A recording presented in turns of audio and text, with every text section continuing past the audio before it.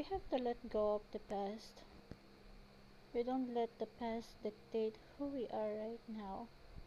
Don't let a specific moment that happened in our life dictate who we are right now. Because when you do that, you deprive yourself from in terms of growth and improvement. So, laging iniisip na walang magbabago sa buhay mo, walang pagbabagong achievement, or there's no unlocked things happen to your life, because over and over again, you stuck yourself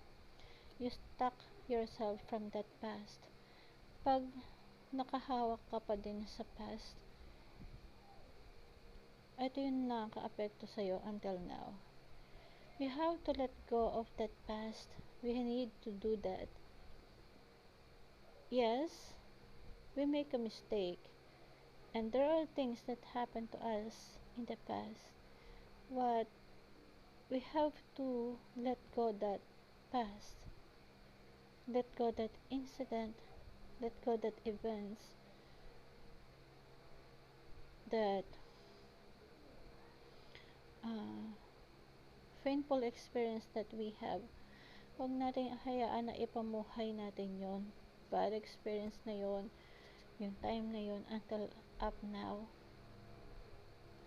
Kasi kapag may dumating na opportunity sa'yo, mga pagkakataon sa'yo, hindi mo magagrab yun eh, hindi mo ma-appreciate yun, because you do the same reaction. Takot ka na baka ganito ulit yung mangyari. Takot kang sumubok na baka maulit-ulit. So, nasasayang yung opportunity kasi hindi mo nakikita, hindi mo na-appreciate yung bagay sa paligid mo, because you focus on that thing that happens to your past. Kasi pag nakatatak sa'yo yung pangyayari na yun, it will dictate who you are right now. You can't move on. You have to let go of the past.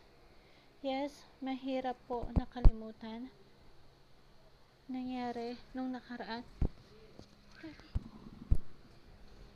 because it's painful at nakakahiya, and we still have to live that short period of time that we have.